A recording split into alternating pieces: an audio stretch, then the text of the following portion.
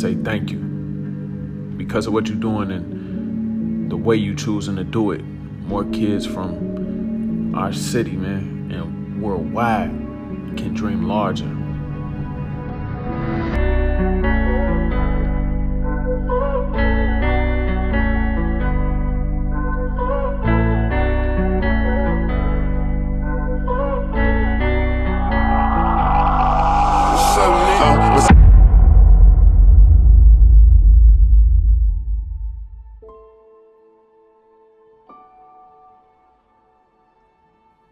Like, hoop love to me is like the love for the game. I mean, the love for basketball. I mean, that's obviously what it is, but a lot of us get it confused. We think about scoring, buckets, scholarships, you know what I'm saying, making money. That's what we aim for. But a lot of us don't love it. We don't love the get back. We don't love the injuries. We don't love the conditioning. We don't love the schoolwork that comes with it. You know, it's a collective. And I had to learn that. And there were so many different aspects that I learned with that, along with growing up in Chicago. I mean, I grew up in South Shore. I grew up in Inglewood. I'm in two of the most prevalent spots known for gang violence. And so we moved here, and like within a week span, we saw a mouse, but we thought it was just one. It ended up being like 6. We caught in like a 2-day span. It became a norm. We used to wash our clothes in the tub. We didn't have a washing machine, so we used to wash in the tub. We used to buy a plunger, a separate plunger from the toilet, obviously. And we used to plunge our clothes. About that. Yeah. So yeah, it was 6 months, but it felt like 5 years. We never rode our bikes. In fact, we got rid of them. Yeah, we got rid of our bikes because we never came outside. So, But basketball is my way out. That was my way to escape, to get to where I'm at now as a man, you know. And there's so many things that I've learned, and so many things that are untouched. I wasn't used to having somebody tell me, no, don't do that, that's wrong, or stop doing that, or you know that's not what you're supposed to do. Like, I wasn't used to that. It was an adjustment to myself. And so Sergeant Lawson used to talk to us. We used to have these conversations in these rides. We used to go from here all the way to 87th and Harlem. You know, that was about a 45-minute ride. So imagine those times 5 a week times 3 years. You know what I mean? Like that's how many conversations. Yeah, 3.5, right? And that's how many conversations we've had and we've built off of, you know, with our relationship and my brother's relationship. But it started because so he picked us up, he dropped us off at home a few times prior. It was like three times. And the 4th time he dropped us off, it was raining outside. Me and my brother, we get out the car and we go upstairs. We were on the 3rd floor at the time. We go upstairs and our door is cracked. And in my mind, I'm like, my mom didn't leave the door open. Like, that's just not normal. We go in there, TV's gone, Xbox gone, some shoes, some clothes are gone. We got robbed. And so our mom she worked about 5 minutes down the street from where we lived. And so we called her and she left ASAP. Picked us up, mine just storming outside, raining. We packed our stuff and we lived in a hotel for about 3 to 4 weeks. Right. Until we were able to find another place to live where we felt comfortable. Person that say they love flowers is walking down the path and they see the rose hanging from the bush and they claim they love it, so they pick it. I heard this. And they take that home with them and they cherish it, and it dies regardless of what they pour into it, how they tend to it at the house. Because that wasn't love, it was infatuation. What they decided was that the nature they wanted to see that flower in was more important than the actual nature of that flower. And oftentimes we do that to ourselves. We decide that who we want to be is more important than who we actually are, and we end up working against ourselves. So to sum all of that up, accept who you are in this moment. Anything short of that, anything you're trying to do beyond that, that's emotional. That's not love. It's not practicality. And how you feel about yourself is important, but base your feelings on yourself on the acceptance of who you are right now.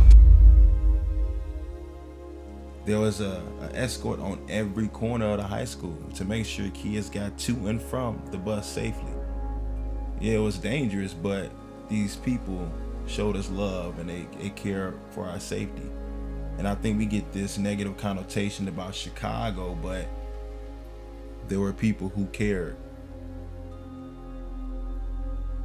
But I think knowing that people care was so refreshing, because every day, all day, especially in Chicago, like, I used to wake up thinking, what if I get shot walking to the bus? What if I get shot or robbed on the bus, or getting off the bus, or get killed going to the store? Like, these are all things that would just go through my mind. And I'm sure I wasn't the only one. But it just made you think twice. And so when basketball came around and I was able to go to college and all this other stuff, it was refreshing to me. Even though at times I felt like I lost myself and lost my grit and hard work, I paid for that. I lost my scholarship. I had to transfer. I had to do things myself. And so doing those things, I can never lose that grit. I can never lose that hunger. Just because of what was taken away from me when I lost it. At one point, and I'm still struggling with this today, I got accustomed to loss. And then I started losing people to the streets of Chicago, which really just, you know what I'm saying, it took a toll. This past summer, I lost two of my friends, one of my best friends and one of my homies. One being incarcerated and one being shot 8 times. So that was like the icing on the cake. As many people I have lost in the past 6 years, that was it. That was it.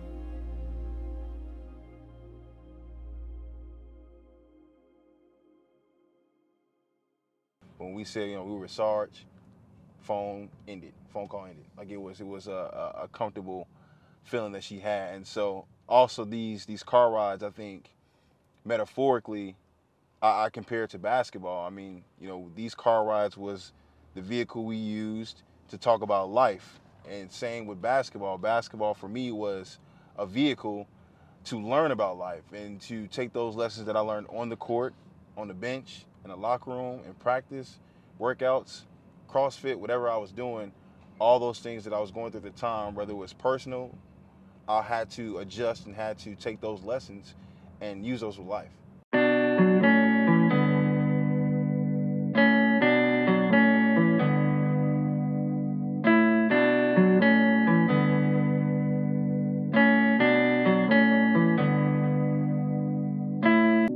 Julian has been through enough in his life that he could have easily said, man, forget it. Forget it. It's not valuable. Why me?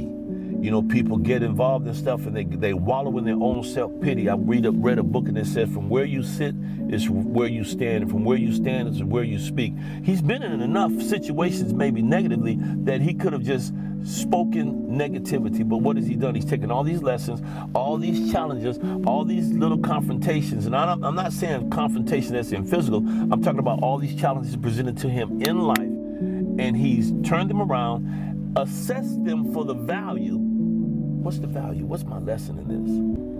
What am I supposed to gain? And he's drawn that lesson out to persevere and to keep pushing.